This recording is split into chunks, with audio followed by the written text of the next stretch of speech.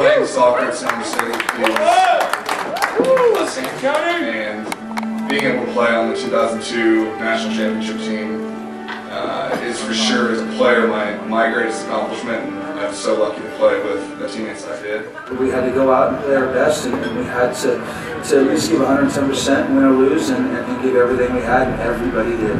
Players stepped up and scored goals that sometimes don't score goals. Michael Nathans and Alex Dorns, and that's what you need. That's how you win a championship. From player 1 to player 30, worked their butt off the entire year and worked so hard to get there. And if it weren't for the 30 people battling together, it would have never happened. I felt like we had more. I didn't want to stop. You know, I felt like we had more, but it was over. We had won it, and that's all you could do. Yeah, I remember walking through the airport, and we were holding the trophy, and people were just turning and looking, and we were all in our travel polos, and they were asking, "Who are you guys? And what did you win?" And we held the trophy like he was another member of the team, probably the most important member of the team, because we weren't going to drop him. The best team I've ever played on, the best coach I've ever played for, the best school I've ever played for. I'm so happy to be sitting here today talking and accepting this award with the rest of my teammates. I dreamed that it would happen, and it happened, and now I can just sit here and do it.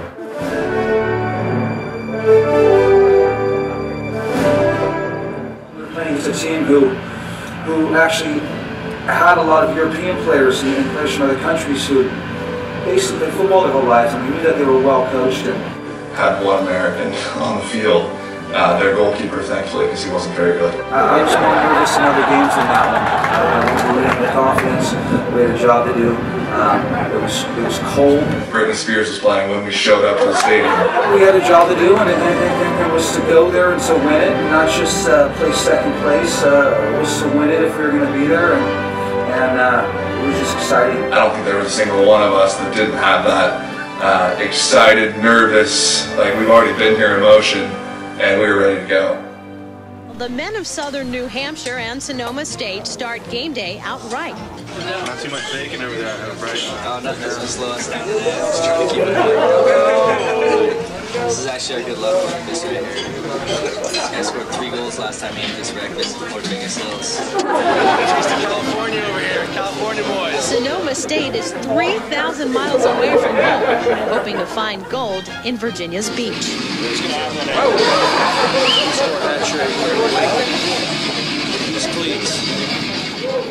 We gotta step up. This is my career. Rhino's been here. TC's been here, guys. We cannot let this chance go past us. We gotta step up and take care of it.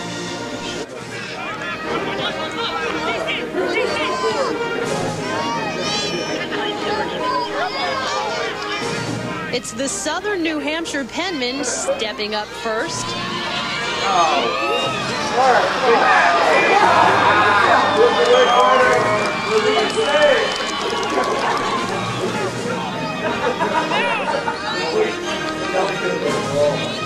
Maintaining their poise, the Seawolves of Sonoma even the score.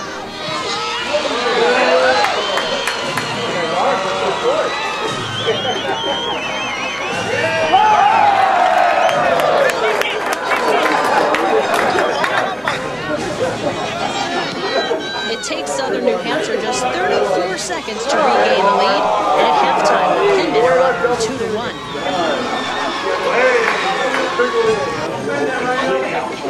Everybody wants us to win this game. We just got to do whatever it takes. The earlier we score the goal, the better off we are. And early it is.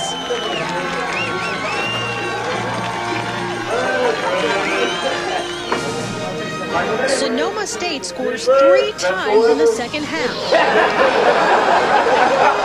And moves to a 4-3 win. And its first national championship.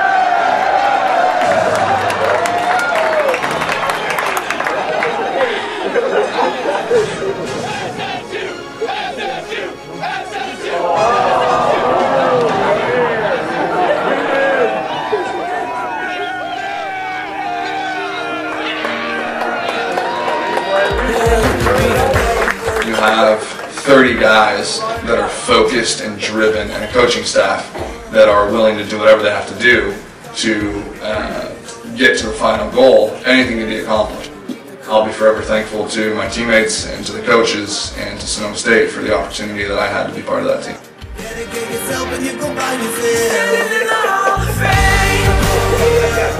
It was a combination of 4 years of hard work that we wanted to be there for, and we were there, we won it. It was nice to win it from Ziemer and Sonoma State.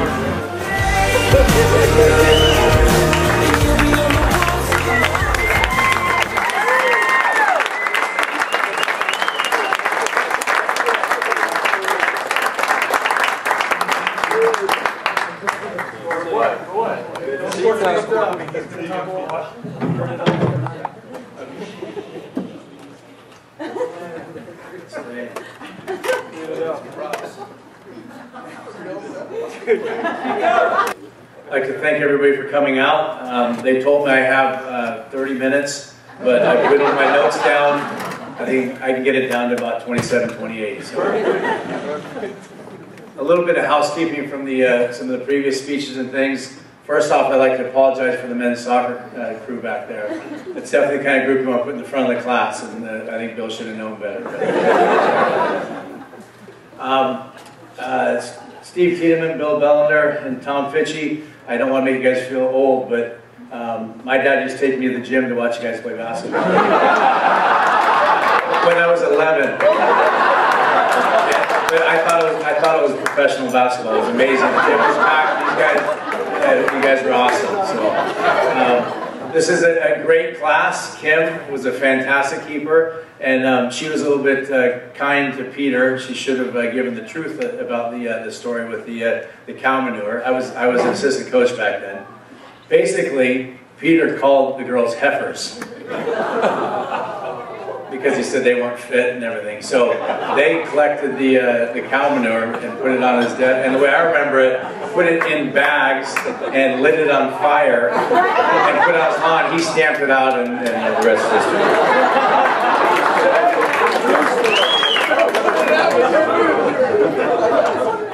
Tara, I'd also like to thank you with your stories of what you do with the per diem. Now I know why we don't have any more per diem. We have to have a receipt for everything. I don't know if the belly button ring would work. Okay, I have some notes prepared. I'll probably use them a little bit and kind of go off a little bit. First of all, I can't believe that it's been 11 years since we won the national championship, and that has a nice ring to it. The 11th anniversary of the national championship. So, big hand for those boys.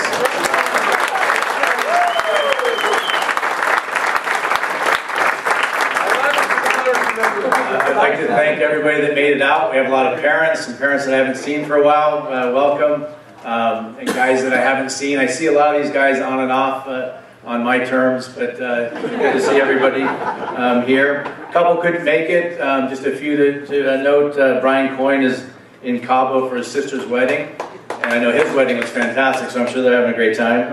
Danny Doppler's still in Guam. I think he only has a couple more weeks left. He's a Secret Service demolition. I can't tell you too much about it, but he'll be moving back soon.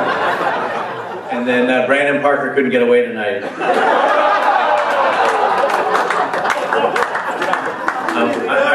I'm very proud to have coached these young men. They were a great bunch and a wild bunch. But the bottom line is they got it done, and I'll talk a little bit more about that later. So I'm going to go through kind of week by week of the season. Sometimes maybe a little bit more minutia, a little bit more detail, but that'll depend on the week. So you all right with that, Bill? We started the 2002 season with our first international trip. We now do them every 4 years with men's soccer. But we went to Puerto Vallarta, Mexico, soccer hotbed. So,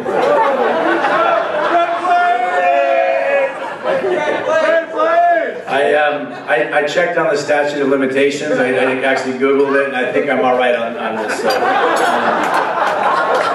there's a lot of special memories from that trip. And I'm going to go through a few of them. Most of them will end up, I have a 15-passenger van. I'm driving tonight, so we'll talk about it later. But a few memories from kind of that trip that stood out. First was the unique bread plates, obviously.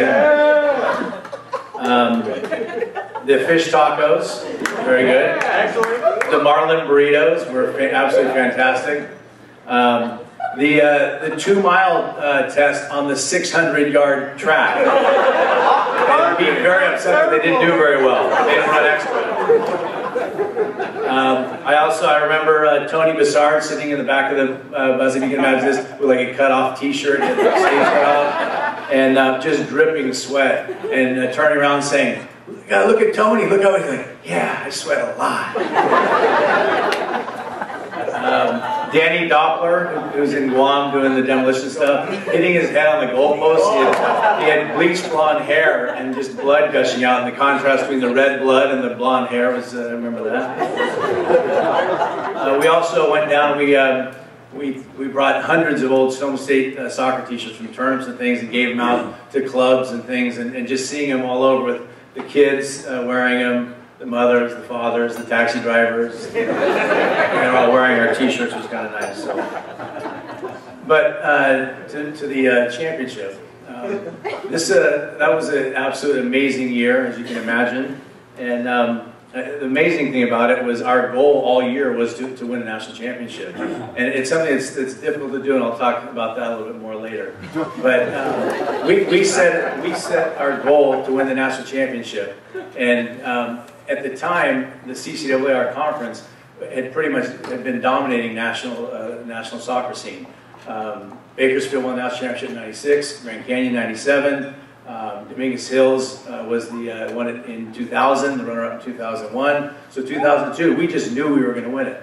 We weren't sure how we were going to do it, but we knew we were going to do it.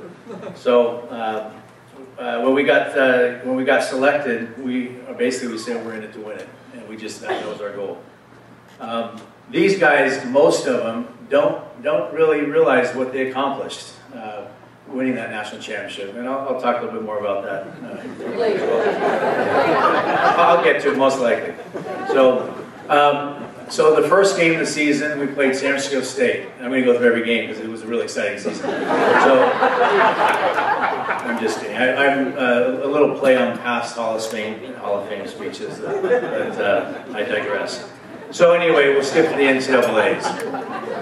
We lost our last game to Cal State Bakersfield, and we thought we were out of the playoffs. We didn't even get selected for the playoffs. Because of the criteria and everything, we had a fantastic season. We still got selected. So when we got the call, as a lot of players were nervously waiting for that call to see what happened or not. When we did get the call, we were very excited. We opened up down at Dominguez Hills, who had won it 2 years before, and was the runner-up the year before. So Dominguez Hills, obviously a great program, and we went down 1-0, and we weren't playing well. And Tony Bassard, you guys know Tony, but Hall of Famer, and but we played with 5 midfielders and 2 forwards, and Tony, in his infinite wisdom, and thought that he had to come back into midfield to get the ball. Well, that gave us 6 players in midfield, only 1 up top. You're not going to score a goal with 1 player up top, although Maycock and Boone could do it. But so I pulled Tony out, and we had a little chat behind the bench. Sat him down, and the game goes on, and they score again. So now we're down 2-0. And I remember leaning forward and looking down the bench, and Tony's just glaring at me. He was so upset. He was just glaring at me. So I told him to get warmed up and get back in the game, and he went back in and scored a goal. I think like somebody did the work and gave it to him. He just kind of tapped it. A lot of his goals. You saw in the one highlight, Maycock set him up. He could get in the way well. But. So he scored. Then he scored a second goal to send us to overtime. So now we're at overtime, and thinking anything can happen here, even though we're playing a great team. Well, in overtime, one of their guys played a ball across, and he missed his sitter. And at that moment, I said, "We're going to win this. We're going to win this game." Well, Tony Bessard scored a hat trick, got the third goal, and I can still remember the crowd. We had a big crowd rushing on and carrying him off the field. He's doing the let's see it, Tony. Come on, come on. One more.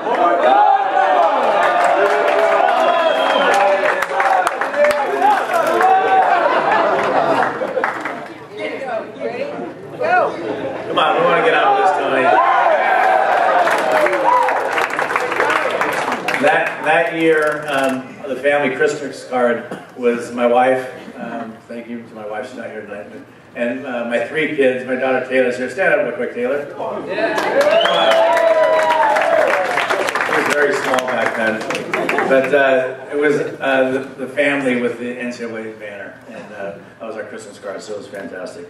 So quickly go to the second game. We got to host Midwestern University before 1,300 fans. And we had 2 goals by Tim Maycock, who's here tonight.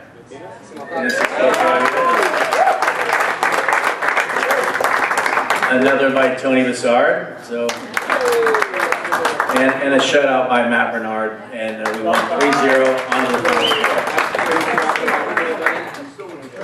The final four was in Virginia Beach, which in December wasn't so beachy, but snow on the beach. But we showed up and we were ready to take care of it. We just took over the whole tournament. We had to do a clinic for the NCAA, and they said by far our guys were the most enthusiastic and the best. Everywhere we went, we got compliments about how we acted. They're great ambassadors, but we were there to win it. And we played in the semis. We played. Who did we play again? We played Central Arkansas, and we went down, and then we got a goal by Alex Doran, who I haven't seen in 15 years, 11 years. The jockey shows up with a beard, and then in overtime we got a bomb by Brandon Boone. And the biggest thing I remember about that goal is he went and slid an NCAA logo that was painted on the field. He stained his white jersey. And on the budget we had, we were definitely upset with him about that. In the final, we played Southern New Hampshire, and they mentioned they had mostly international kids from the islands, from Sweden, from England, from all over. And it apparently didn't mean that much, but because we were better than them. But we went behind. We went behind early and tied it up, and went behind again, and then we were behind 2-1 at half. And then you saw the brilliant speech I gave at halftime. You couldn't hear it, but it obviously was very good. That, by the way, was it was on national TV. It was a CBS show where they wrapped up all the fall championships. So that was pretty awesome. I wish you could have heard it, because they can recreate it for you if you like. So at halftime we're down 2-1. In the second half we scored 3 goals, and we came back to win 4-3 and just went absolutely crazy. And that's the picture right there from after the game. It was an absolutely amazing experience. So and I could go on and on about stories. They mentioned Britney Spears. I mean, that's a 5-minute story. It has to do with our visualization in the morning, but I'll say that. I could talk about Eminem and 8 Mile, which was a big song for us at the time. So I'll save that for later tonight with the boys. I would like to sum it up, unless I add some more other things in, but by saying these guys really don't understand what they accomplished, and I'll explain what I mean by that. We had almost all California boys, except for a little Washington boy named Justin Diener, who made it down, flew into Santa Rosa. I'm glad he made it down. Exactly. And we were competing against teams that had players from all over the world. We had basically about $10,000 in scholarships. We're playing against teams that were fully funded with 9 scholarships and $200,000 in scholarships. So yeah, that makes it an amazing accomplishment. And then the biggest thing is we came from behind. We were behind in the game, and in 3 games we came from behind to win, which is very difficult. To be down 2-0 to Dominguez Hills, I mean, in baseball, that's like being down 9-0. I mean, goals are so hard to come by. So to come from behind to beat Dominguez Hills, Central Arkansas, and in the final to be down 2-1 at halftime and come back to find a way to win. That's just absolutely amazing. And then there's a couple of people that fully understand what it means to win this. And one is Matt Bernard and Tim Maycock. And the reason they really understand is after they finished playing, they were assistant coaches for quite a while. And it's the thing that makes this so special. Since this 2000 team won this championship, we've had some unbelievable teams that couldn't win the championship. We had a team in 2007 that we knew we were going to win the national championship. We lost in the quarters in Midwestern. It was heart-wrenching. We had an unbelievable team. We knew we were going to win it. It just didn't happen. 2008, we probably had a better team and couldn't get it done. But these boys found a way to get it done. So big hand for these boys.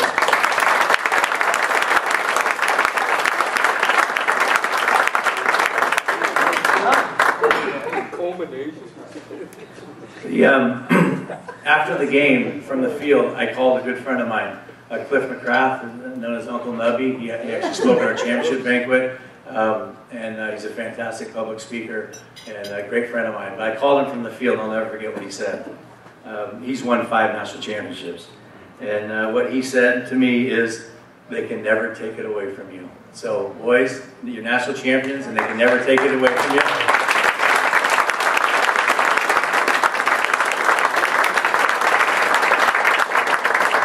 There's definitely more Hall of Famers in this group, so I think you'll be seeing some up there.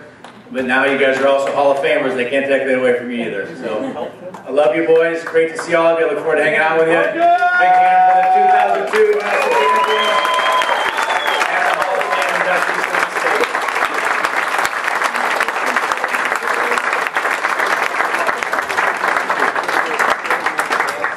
Hall of Fame display in the lobby. Okay, Marcus. How was that? Sure. Before Marcus comes up, you can visit the Hall of Fame display in the lobby of the Wolf's Den, and we'll have those plaques up next week for our new inductees. And Marcus? Yeah, I'm sorry. Zip, you were supposed to give me the signal in case I forgot. Well, in 2002 we went to Mexico, and per NCAA, university, state, local rules, here at Sweet and Sally Tomatoes, they want to let us enjoy a little something we couldn't do back then. So they sent out a round of Patron tequila shots for the team on the house. So since we couldn't do it back then, I think they can do it right now. So